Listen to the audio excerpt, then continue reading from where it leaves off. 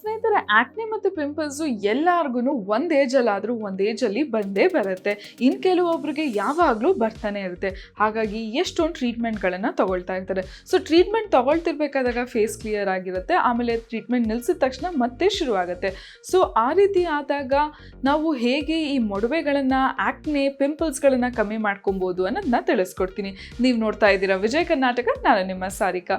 ಸ್ನೇಹಿತರೆ, ನಾನು ನಿಮಗೆ ರೂಟ್ ಕಾಸ್, ಈ ಆಕ್ನೆ ಆಗೋದಕ್ಕೆ ಇಲ್ಲಾಂದರೆ ಪಿಂಪಲ್ ಆಗೋದಕ್ಕೆ ಏನು ಕಾರಣಗಳು ಮತ್ತು ನಾವು ಏನು ಚೇಂಜಸ್ ಮಾಡಿಕೊಂಡ್ರೆ ಮೊಡವೆಗಳು ಬಾರಲ್ಲ ಅನ್ನೋದನ್ನ ತಿಳಿಸ್ಕೊಡ್ತೀನಿ. ಹಾಗಾಗಿ ಇನ್ನು ಮುಂದೆ ಆಕ್ನೆ ಪ್ರಾಬ್ಲಮ್ಸೇ ನಮಗೆ ಬರಬಾರ್ದು. ಆ ರೀತಿಯಾದ ನಿಮಗೆ ಒಂದು ಟಿಪ್ಸ್ಗಳನ್ನು ತಿಳಿಸ್ಕೊಡ್ತೀನಿ. ಒಟ್ಟಾಗಿ ನಾನು ನಿಮಗೆ 5 ಟಿಪ್ಸ್ಗಳನ್ನು ತಿಳಿಸ್ಕೊಡ್ತೀನಿ. ಸೊ ಮೊದಲನೇ ಟಿಪ್ ಏನು ಅಂತ ನೋಡೋಣ. ಸೊ ಯೂಶ್ವಲಿ ಆಗಿ ಸ್ನೇಹಿತರೆ ನೆನಪಿಸ್ಕೊಳ್ಳಿ, ನಾವು ತಲೆ ಬಾಚ್ ಆದಮೇಲೆ ಮೇಕಪ್ಗಳನ್ನು ಎಷ್ಟೊಂದು ಜನ ಮಾಡ್ಕೊಳ್ತಾರೆ. ನಾವು ತಲೆ ಬಾಚ್ ಆದಮೇಲೆ ಇಮಿಡಿಯೇಟಾಗಿ ಮೇಕಪ್ ಮಾಡ್ಕೊಳ್ಳೋಕೆ ಹೋಗಬಾರ್ದು. ನಾವು ತಲೆ ಬಾಚ್ ಆದಮೇಲೆ ಫೇಸ್ ವಾಶ್ ಮಾಡಿ ಆಮೇಲೆ ಮೇಕಪ್ ಮಾಡ್ಕೊಬೇಕು. ನಾವು ತಲೆ ಬಾಚಿದಾಗ ನಮ್ಮ ಹತ್ರ ಡ್ಯಾಂಡ್ರಫ್ ಇಲ್ಲ ಅಂದರೂ ಒಂದು ಸ್ವಲ್ಪ ಆದರೂ ಏನಾದರೂ ಡ್ಯಾಂಡ್ರಫ್ ನಮ್ಮ ಸ್ಕಿನ್ ಮೇಲೆ ಬಿದ್ದು ಅದ್ರ ಮೇಲೆ ನಾವು ಮೇಕಪ್ ಮಾಡ್ಕೊಂಡಾಗ ಮೊಡವೆಗಳು ಬರೋ ಸಾಧ್ಯತೆ ಹೆಚ್ಚಾಗಿ ಇದೆ. ಸೊ ಇಲ್ಲೇ ನೀವು ಅವಾಯ್ಡ್ ಮಾಡ್ಬೋದು, ಫೇಸ್ ವಾಶ್ ಮಾಡಿಬಿಟ್ಟು ಮೇಕಪ್ ಮಾಡ್ಕೊಳ್ಳೋದ್ರಿಂದ. ಸ್ನೇಹಿತರೆ, ಎರಡನೇ ಟಿಪ್ ಏನು ಗೊತ್ತಾ, ಮೊಡವೆಗಳನ್ನು ತಡೆಗಟ್ಟಲು ನಮ್ಮ ಚರ್ಮನ ತುಂಬ ಆಯಿಲಿ ಆಗೋದಕ್ಕೆ ಬಿಡಬಾರ್ದು. ಒಬ್ಬೊಬ್ಬರಿಗೆ ತುಂಬ ಆಯಿಲಿ ಚರ್ಮ ಇರುತ್ತೆ, ಅವರು ಆಗಾಗ ಫೇಸ್ ವಾಶ್ ಮಾಡ್ಕೊಳ್ತಾ ಇರಬೇಕು, ಮತ್ತು ಟಿಶ್ಯೂ ಪೇಪರಿಂದ ಅವ್ರ ಫೇಸ್ನ ಪ್ಯಾಟ್ ಮಾಡ್ತಾ ಇರಬೇಕು. ಸೊ ಆಯಿಲ್ನೆಸ್ನ ನೀವು ನಿಮ್ಮ ಫೇಸ್ ಮೇಲೆ ಜಾಸ್ತಿ ಹೊತ್ತು ಬಿಟ್ಟರೆ ಮೊಡವೆಗಳು ಬರೋ ಸಾಧ್ಯತೆಗಳಿದೆ.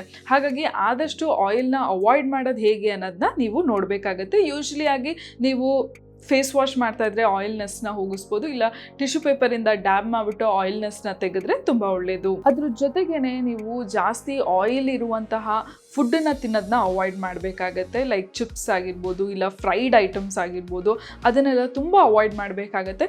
ಕಂಪ್ಲೀಟಾಗಿ ಬಿಟ್ಬಿಡಿ ಅಂತ ನಾನು ಹೇಳಲ್ಲ, ಜಸ್ಟ್ ಅವಾಯ್ಡ್ ಮಾಡ್ಕೊಳ್ಳಿ ಆದಷ್ಟು. ಹಾಗಾಗಿ ನಿಮ್ಮ ಫೇಸ್ ಜಾಸ್ತಿ ಇನ್ನೂ ಆಯಿಲಿ ಆಗಲ್ಲ.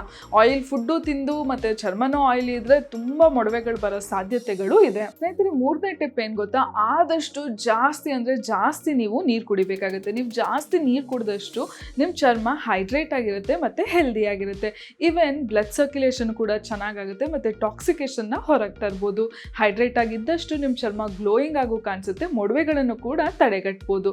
ಸೊ ದಯವಿಟ್ಟು ಆದಷ್ಟು ಜಾಸ್ತಿ ನೀರನ್ನು ಕುಡಿಯೋದಕ್ಕೆ ಪ್ರಯತ್ನ ಪಡಿ. 4ನೇ ಪಾಯಿಂಟ್ ಏನು ಗೊತ್ತಾ ಸ್ನೇಹಿತರೆ, ನೀವು ನಿಮ್ಮ ಫೇಸಿಗೆ ಯಾವಾಗಲೂ ಮಾಯಿಶ್ಚರೈಸರ್ನ ಹಾಕಿರಬೇಕು. ಈಗ ಒಬ್ಬೊಬ್ಬರು ನಮ್ಮ ಫೇಸ್ ಆಯಿಲಿ ಇದೆ, ಇನ್ನೂ ಮಾಯಿಶ್ಚರೈಸರ್ ಹಾಕಿದ್ರೆ ಹೆಂಗೆ ಅಂತ ನೀವು ಯೋಚನೆ ಮಾಡ್ತಿರ್ತೀರಲ್ಲ ಅಲ್ವಾ.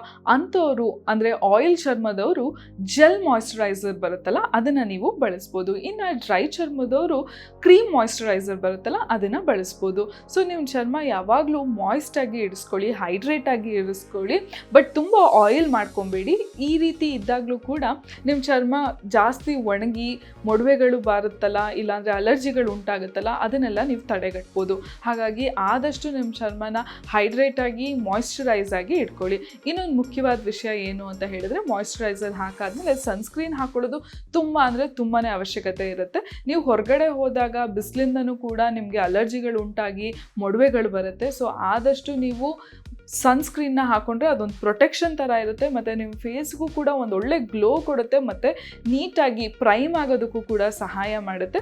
ಸೊ ಆದಷ್ಟು ನೀವು ಮಾಯಿಶ್ಚರೈಸರ್ ಹಾಕೊಬೇಕಾಗತ್ತೆ, ಆಮೇಲೆ ಸನ್ಸ್ಕ್ರೀನ್ ಹಾಕೊಬೇಕಾಗತ್ತೆ. ಇವೆರಡನ್ನ ರೆಗ್ಯುಲರಾಗಿ ಹಾಕೊಳ್ತಾ ಇದ್ರೆ ನೀವು ಮೊಡವೆಗಳು ಬಾರೋದನ್ನು ತಡೆಗಟ್ಬೋದು. ಸ್ನೇಹಿತರೆ, 5ನೇ ಟಿಪ್ ಏನು ಗೊತ್ತಾ, ಆದಷ್ಟು ನೀವು ಫಿಸಿಕಲ್ ಆ್ಯಕ್ಟಿವಿಟಿಗೆ ಇನ್ವಾಲ್ವ್ ಆಗಬೇಕು. ನೀವು ಫಿಸಿಕಲ್ ಆ್ಯಕ್ಟಿವಿಟಿಗೆ ಇನ್ವಾಲ್ವ್ ಆದಾಗ ಸ್ವೆಟ್ ಆಗ್ತೀರಾ. ಸೊ ದೇಹದಲ್ಲಿರುವ ಟಾಕ್ಸಿಕೇಷನ್ ಹೊರಗೆ ಬರುತ್ತೆ. ಹಾಗಾಗಿ ಮೊಡವೆಗಳು ಬಾರದೇ ಇರೋದನ್ನು ತಡೆಗಟ್ಬೋದು. ಸೊ ಆದಷ್ಟು ಫಿಸಿಕಲ್ ಆ್ಯಕ್ಟಿವಿಟಿಗೆ ಇನ್ವಾಲ್ವ್ ಆಗಿ ಸ್ವೆಟ್ ಆಗಿ ಅವಾಗ ನ್ಯಾಚುರಲ್ ಆಗಿ ಗ್ಲೋ ಕಾಣಿಸ್ತೀರಾ, ಇನ್ನೂ ಬ್ರೈಟಾಗಿ ಕಾಣಿಸ್ತೀರಾ, ಯಂಗ್ ಆಗು ಕೂಡ ಕಾಣಿಸ್ತೀರಾ. ಬೇಕು ನಿಜವಾಗ್ಲೂ ನೀವು ಟ್ರೈ ಮಾಡಿ ನೋಡಿ. ಒಂದು ವಾರ ನೀವು ವರ್ಕೌಟ್ ಮಾಡಿಬಿಟ್ಟು ಸ್ವೆಟ್ ಆದಾಗ ನಿಮ್ಮ ಫೇಸು ಹೇಗೆ ಚೇಂಜಸ್ ಆಗುತ್ತೆ ಅಂತ ನೀವೇ ನೋಡ್ಬೋದು. ಸೊ ಈ 5 ಟಿಪ್ಗಳನ್ನು ನೀವು ಮನಸ್ಸಲ್ಲಿ ಮೈಂಡಲ್ಲಿ ಇಟ್ಕೊಂಡು ಫಾಲೋ ಮಾಡಿದ್ರೆ ಮೊಡವೆಗಳನ್ನು ರೂಟಿಂದನೇ ನೀವು ಕ್ಯಾನ್ಸಲ್ ಮಾಡ್ಕೊಬೋದು. ಇನ್ನೊಂದು ಮುಖ್ಯವಾದ ವಿಷಯ ಏನು ಅಂತ ಹೇಳಿದ್ರೆ, ನೀವು ಮೇಕಪ್ನ ರಿಮೂವ್ ಮಾಡೋದು ತುಂಬಾ ಅವಶ್ಯಕತೆ ಆಗುತ್ತೆ.